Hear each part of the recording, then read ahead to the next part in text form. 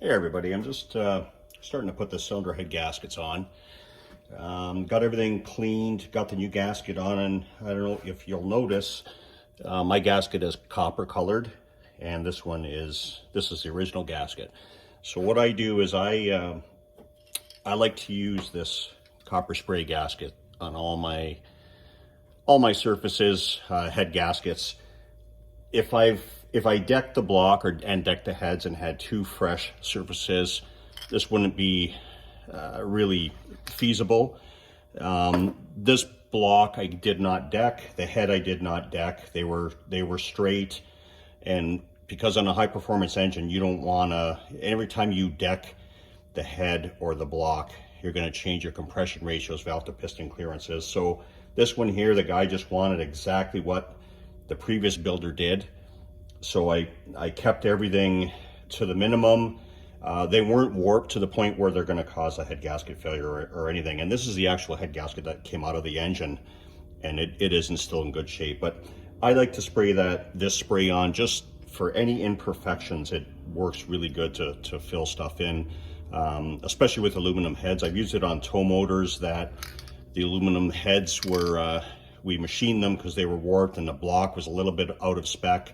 Sprayed this on, torque it down, let it sit overnight, and they never came back. It works really well. So I've got everything. I've got the cylinder head cleaned up. The gasket, if you can see there, it does say up, so it only goes one way. And when you put the cylinder head on, you want to be careful that you don't drag it on the gaskets, because you will damage the surface of the head gasket. So always try to go off the dowels and get it on as straight as you can the first time. So on the small block Chevy, these are all the small bolts across the bottom here.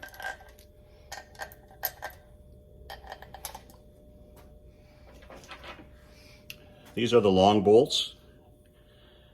And there's two shorter ones in between the short ones and the longer ones. These two short ones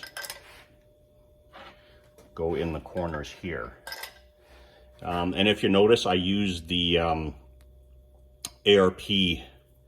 It's a black oxide lubricant that they like using on the threads. I always use that stuff when I'm using their head bolts. If it's a factory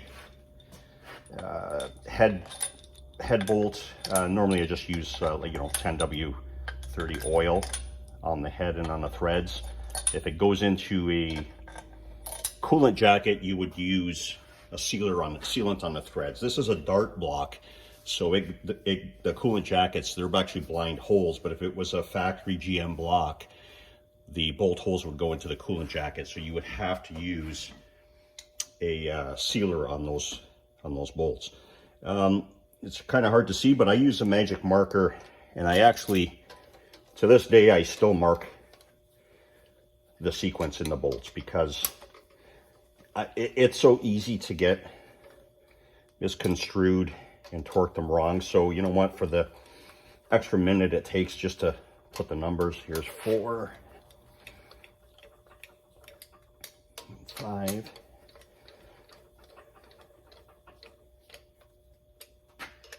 6, and I always use a hand crank still.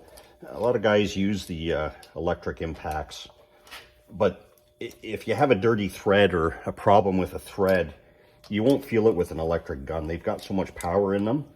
So I always like to use a hand crank because you can actually feel what the threads are doing, and if there was a problem, you know, now's the time where you want to pull the head back off and fix that thread, because you'll have a problem down the road, and as careful as you are, problems still arise. So you want to take all the precautions you can. There's 13, 14,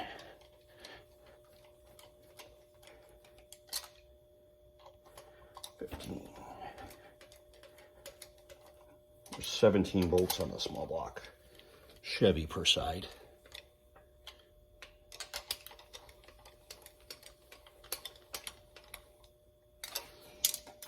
So then I usually do it in 3 steps. I've got my torque wrench set to 40. So I'm going to go through and just snug them up at 40.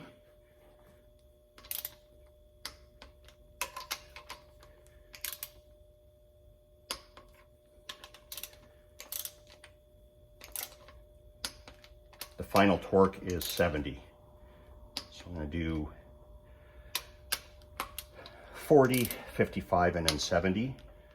And then I usually run through again at 70 just to double check. There's 7, 8.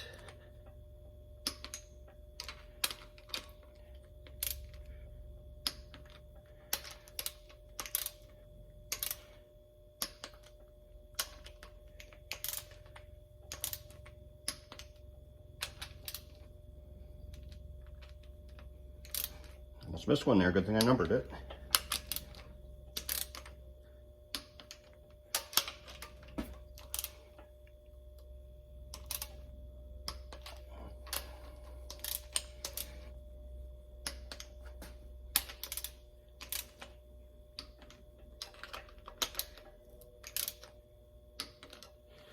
I'm going to change this to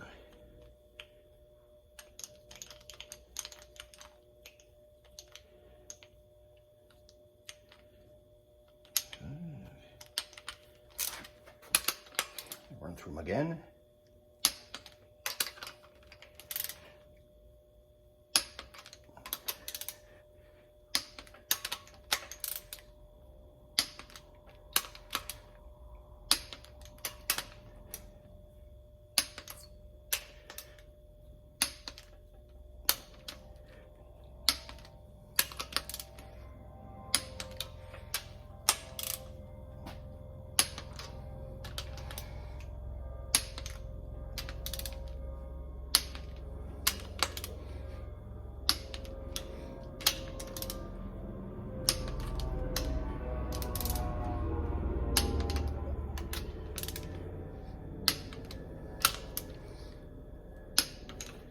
And crank her up to 70, which is our final torque, but then I will do another pass at 70.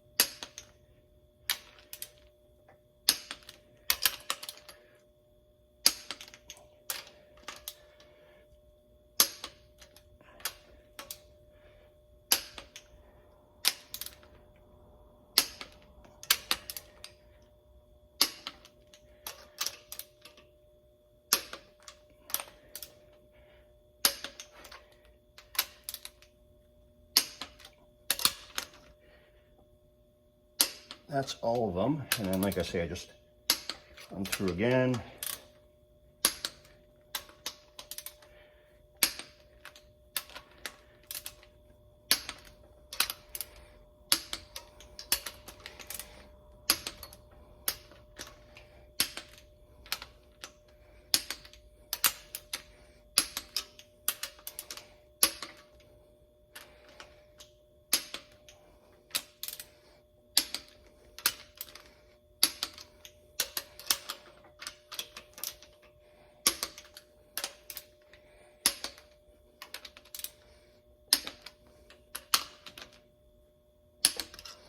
And that's them all torqued up. So everything went smoothly there, no issues. If you notice, I put magnets in the corners of the cylinder heads here. I silicone them in there, epoxy them in there rather. And the reason I do that is, if you have something going bad in the engine, the oil pump will pump the oil up through the push rods over the valves, and it flows back down through this hole here. By putting that magnet there, when I pull the valve cover out to do a valve adjustment, if you see any grit or anything on there, you know something's brewing inside. So one of two options. I mean, the bigger race teams that have another engine, they will get to a decision where they don't want to hurt the engine. They'll actually put their spare engine in. If it's one of the lower budget teams that only has one engine, they'll probably just chance it and run it for the year. It's no indication that something will happen. I've seen a lot of grit stuck to those magnets and the engine go for the whole year, and you know, it just ended up being a little bit of debris from the side of a lifter or something. But for the most part, that's why I put the magnet there, just to collect any debris that may be floating around through the engine.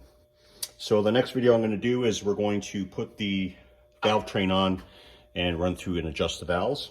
So I hope you enjoyed the video, and we'll see you soon. Thank you.